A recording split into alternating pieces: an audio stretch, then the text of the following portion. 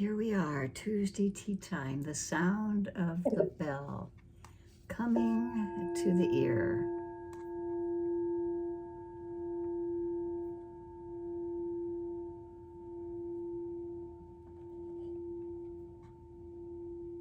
Sound arising, lasting for as long as we notice it at the ear door, and then dissipating due to conditions that arise and pass. So I'm going to ring that bell one more time.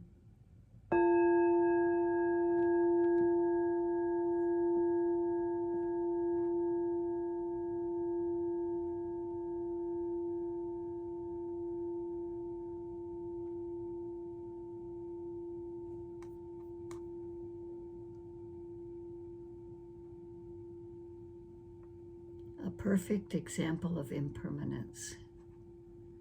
Due to conditions coming together, the striker, the bell, my hand, my intention, something happens. Sound comes to the ear.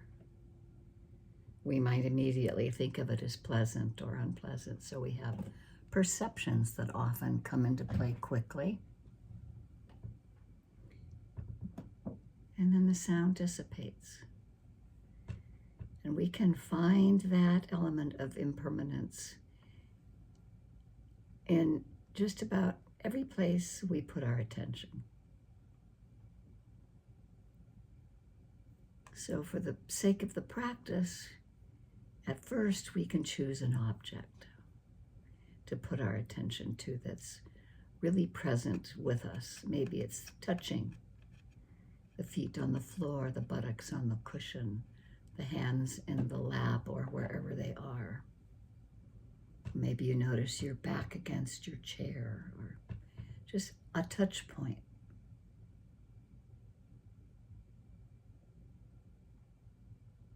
Can be an anchor that we can return to when we find the mind goes off wandering. Most of us are usually pretty big thinkers, so the mind tends to be the dominating sense door. And there's also the hearing door, the tasting door, the smell door, and this touch door that I'm suggesting is another opportunity to be present with a single object that our attention can stay on for whatever amount of time we can manage. Maybe it's a second or two or three before we roam off. We're just training ourselves. We're just reminding ourselves that we can be present in this moment.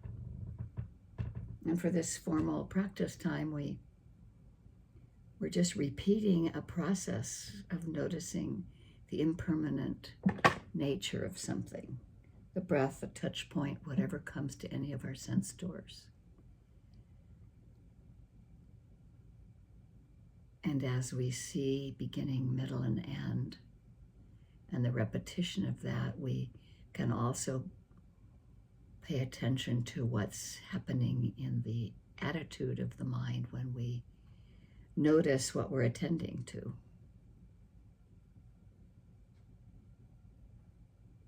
So we have our sort of training wheels on to just gently bring ourselves to the present moment at whatever place we can notice our mindful awareness is landing.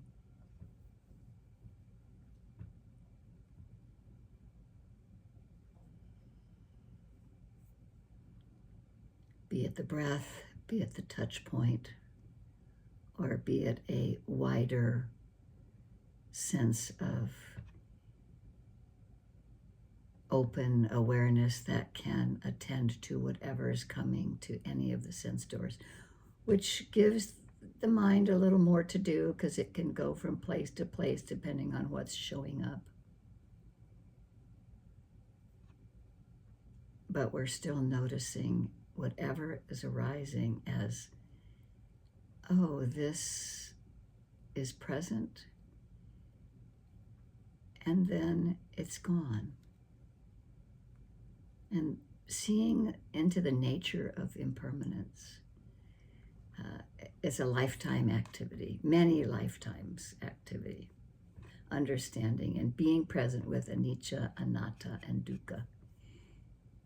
We can directly experience the kind of suffering or discontent or dis-ease, whatever happens to arise in the mind if we cling to one of those objects of awareness because it's pleasant, or if we push it away because it's unpleasant. Then we can start seeing directly how we are creating suffering for ourselves because we're clinging or craving something. So let's just sit with that for a while, attending to the breath or the touch point, being relaxed, having ease, while being aware and maybe even slightly investigating the rising and falling of whatever we're attending to notice whether it's pleasant or unpleasant or a neutral that we can't really tell.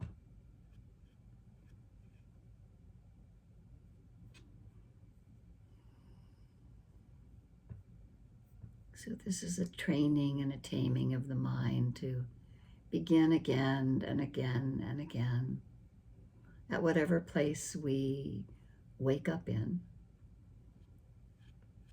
And we can notice if it's pleasant or unpleasant, what's going on.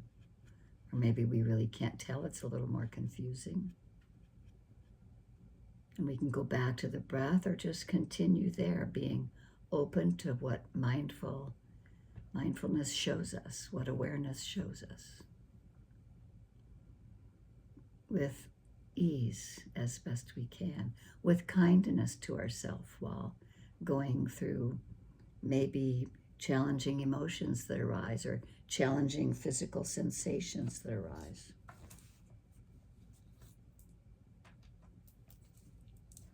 All with a sense of non-harming ourselves in our effort, being at ease.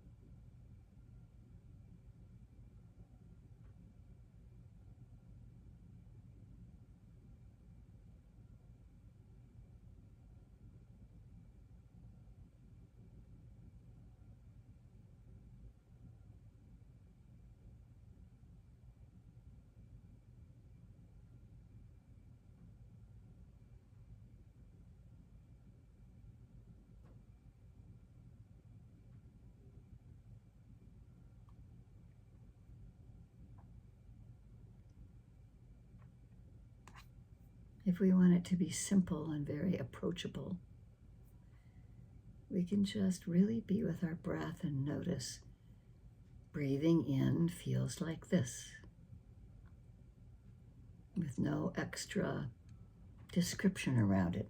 This is how it feels, being directly interactive with noticing the breath all along its inhale, noticing the space between the inhale and the exhale,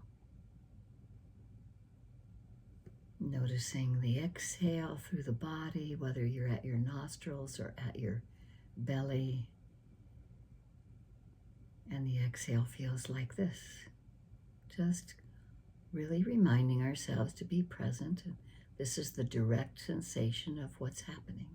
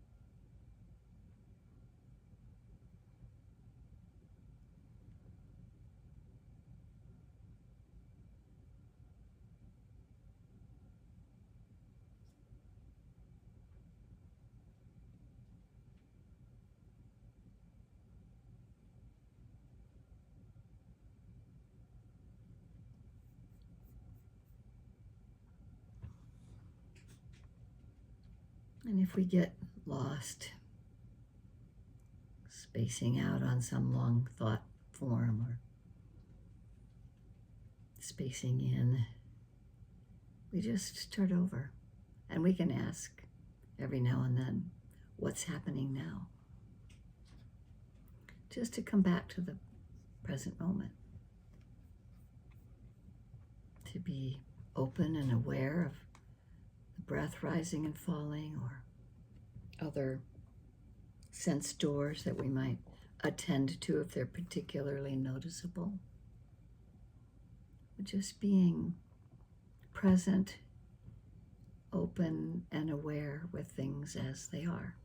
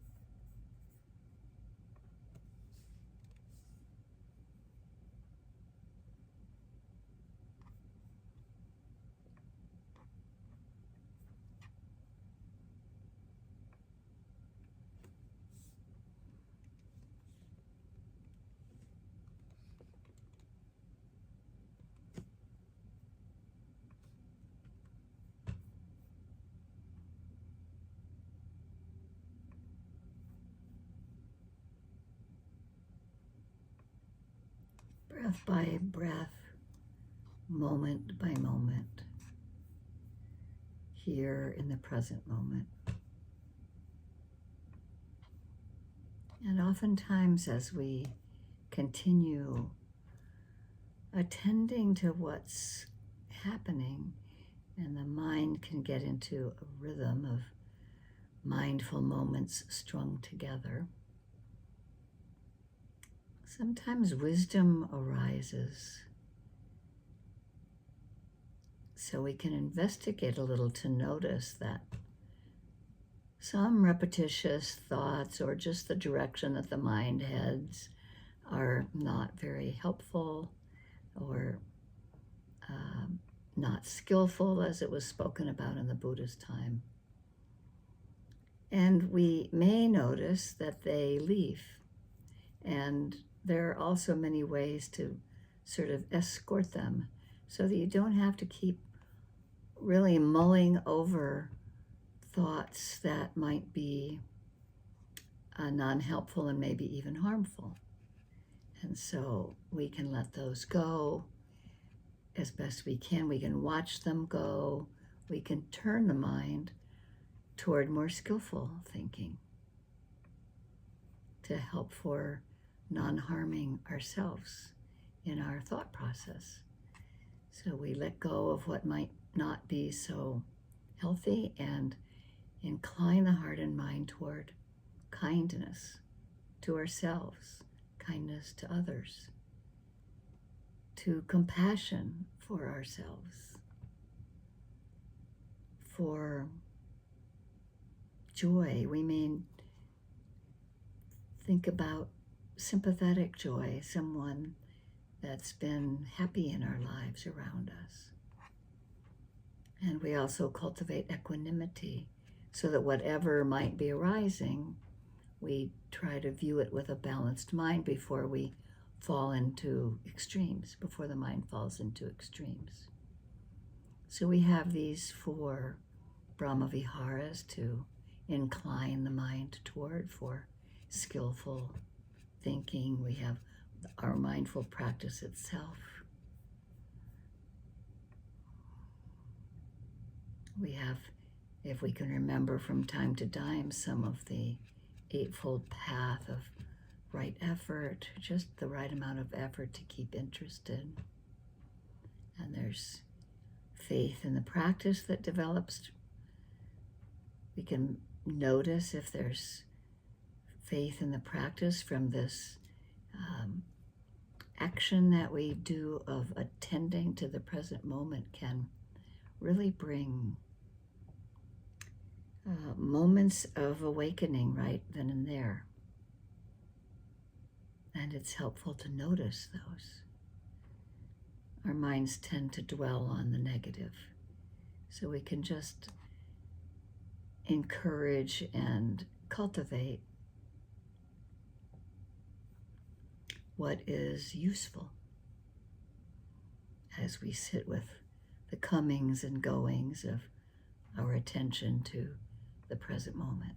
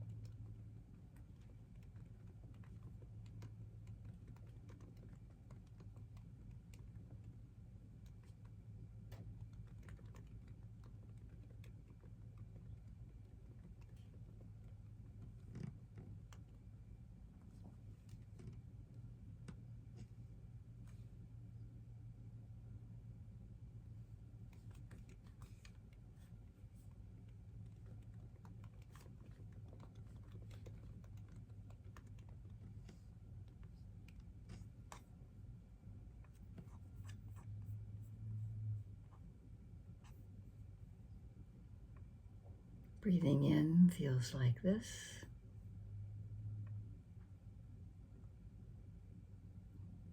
Warm, cool, rough, smooth.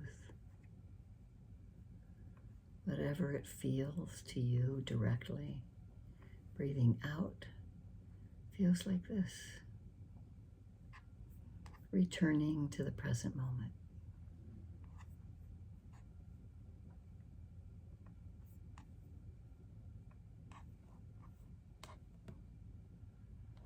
And no matter what arises, it's an opportunity to use that as our practice.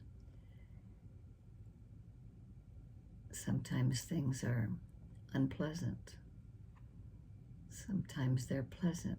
We just turn toward it with awareness to be with whatever's coming and going.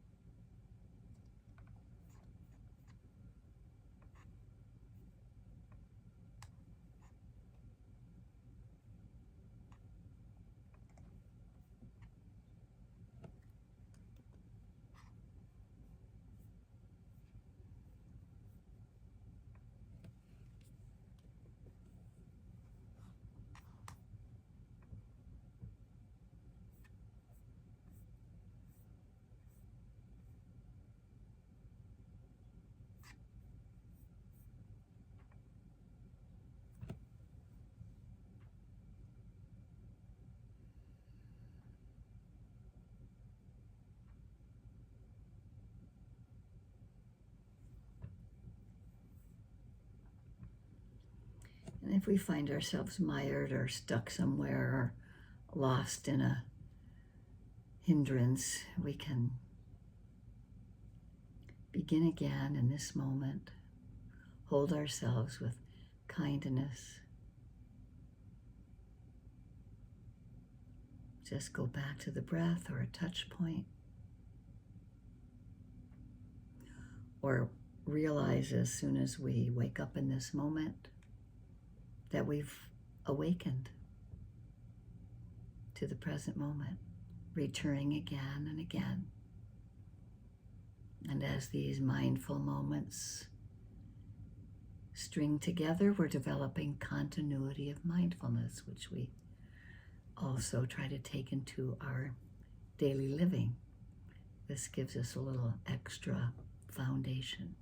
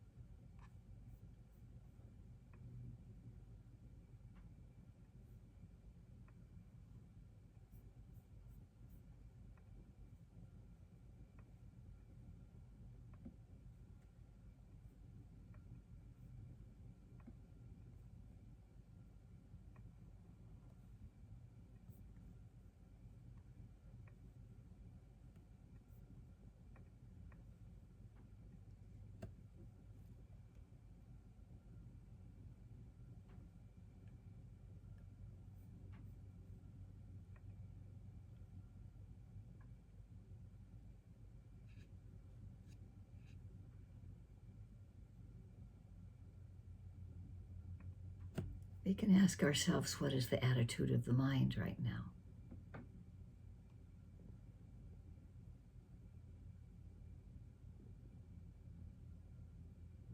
Oftentimes, just noticing the attitude of the mind, it changes just by attending to it. Or it certainly gives us a moment of really knowing what's going on in the mind right now.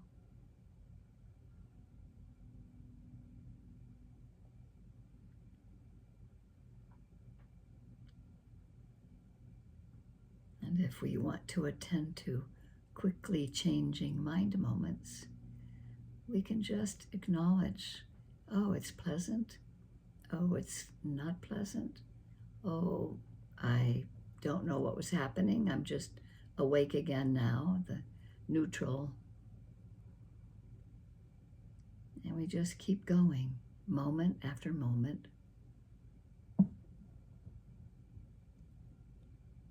As quickly as the heart and mind can acknowledge its mindful awareness, the changing nature of what we're attending to, the closing of that and the arising of the next, where awareness comes together with mindfulness at the next moment, very quickly passing moments.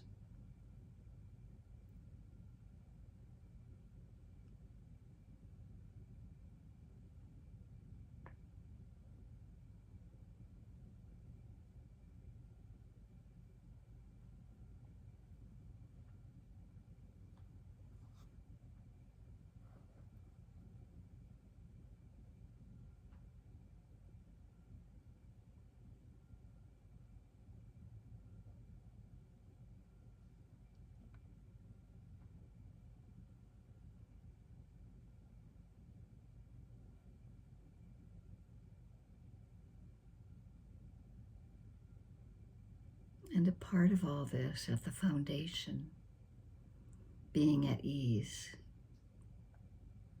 is holding ourselves with kindness, with compassion, with equanimity.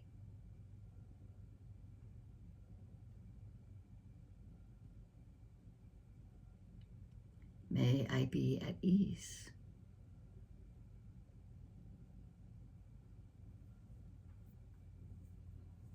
May I have happiness and the causes of happiness. Which is a little tricky for us as meditators, this idea of happiness, because we know in the Buddhist teachings that happiness is dependent on whether we see clearly craving and clinging, whether we see clearly greed, hatred, and delusion. Employing mindfulness.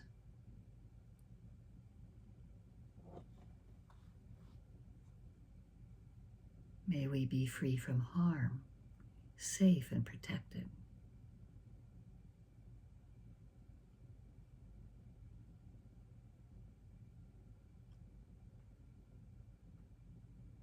Holding ourselves in high regard, with care, with goodwill and ease, as best we can, training ourselves in this direction.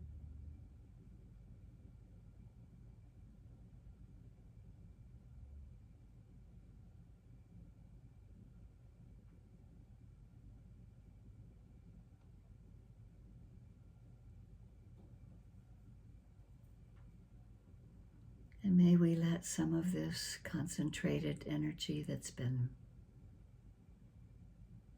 cultivated turn also to another person, to let this goodwill include.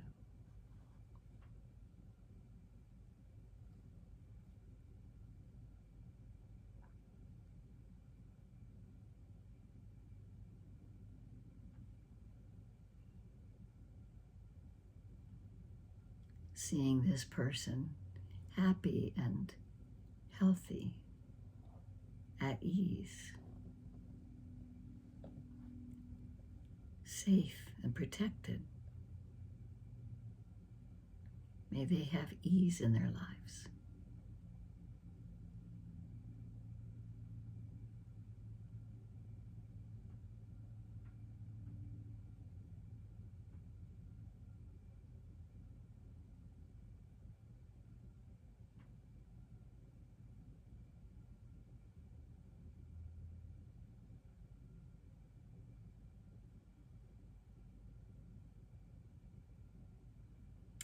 And maybe another friend or benefactor, a being that we've derived benefit from. It could be a child, an animal, maybe a teacher, holding this being in our heart space.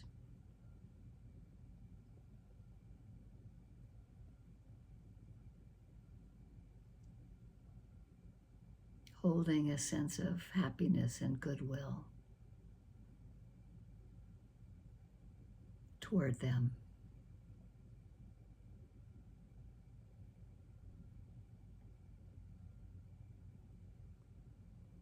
May they be at ease.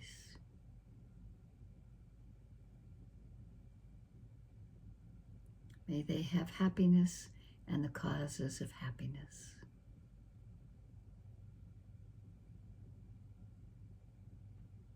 May they be free from suffering.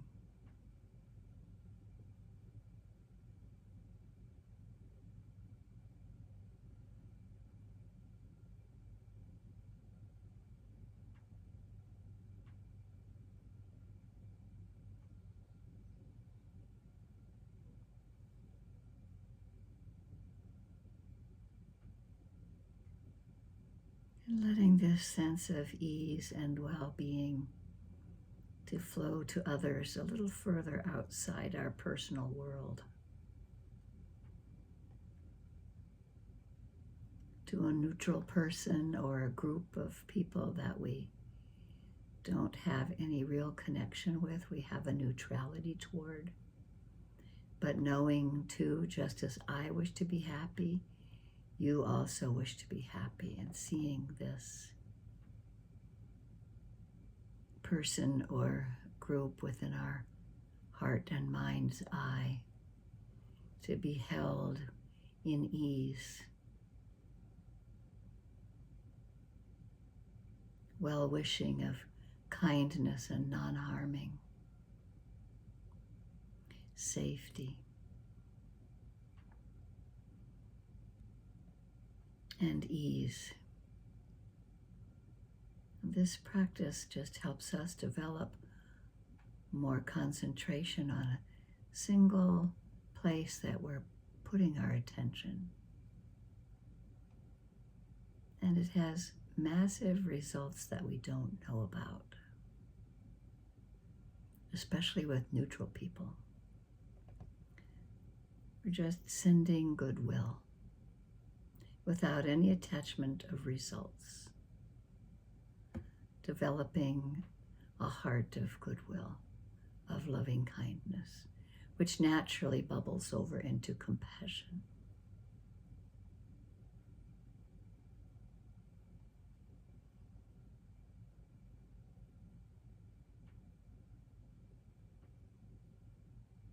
And letting this sense of kindness, metta, and compassion, upekkha, that we're cultivating include others farther outside our sphere, maybe in our neighborhood, or further out than that, farther directions, to the north and to the east, to the south and to the west, around and everywhere, above and below. May all beings be safe and protected and free from harm, those seen and unseen, known and unknown, those with no legs, those that swim, those with a few legs and those with many, many legs, critters that we know and critters that we don't know.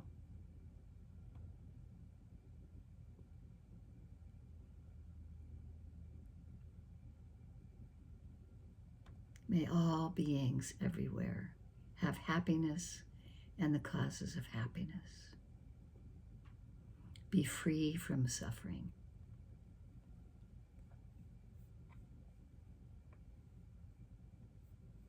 And I would like to close our sitting session with a poem that's a combination of St. Francis' prayer and Shanti Deva's aspirational teachings and the paramis sort of woven together. It was put together by Joan Halifax of Upaya.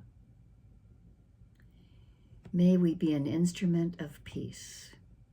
Where there is hatred, sow love. Where there is injury, pardon. Where there is doubt, faith. Where there is despair, hope. Where there is darkness, light. Where there is sadness, joy. May we be a safeguard for those who have no protection, a guide for those who journey along the way. For those who wish to go across the water, may we be a boat, a raft, a bridge. May we be a home port for those who yearn for landfall and a lamp for those who long for light. For those who are tired, may we be a resting place. For all who need help, their servant. May we be generous and helpful. May we cultivate integrity. May we be patient and see clearly the suffering of others. May we be energetic, steadfast, and wholehearted. May we cultivate concentration and be grounded so we can skillfully serve all beings. May we nurture wisdom and impart the benefit of insight to others. May we not so much seek to be consoled as to console, to be understood as to understand, to be loved as to love.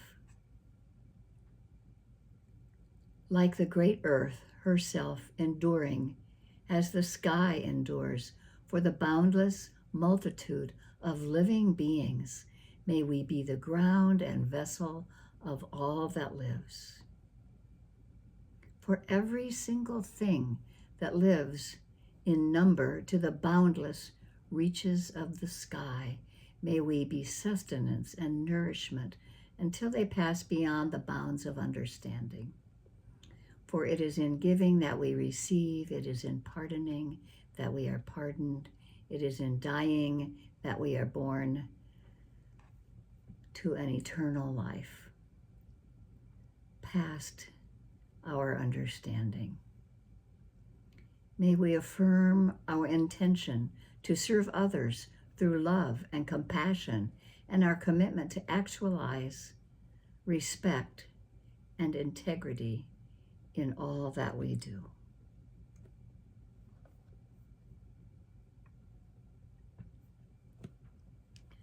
Anicca vata sankara upadavaya domino upakita va meruchanti te samvapasamo sukho.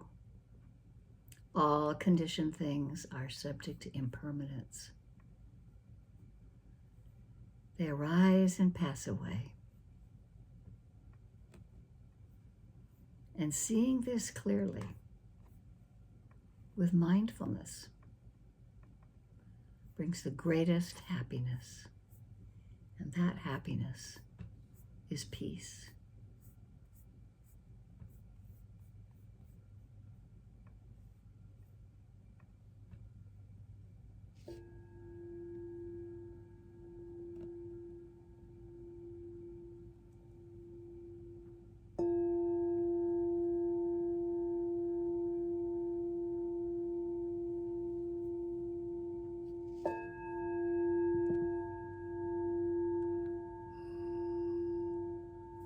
Thank you for your practice. May it bring that inner smile to your face, no matter what's going on in there. You at least know that it brings me joy, so it can bring you sympathetic joy. And the merit of our practice is of benefit to all beings, not a small matter. So, thank you for your practice.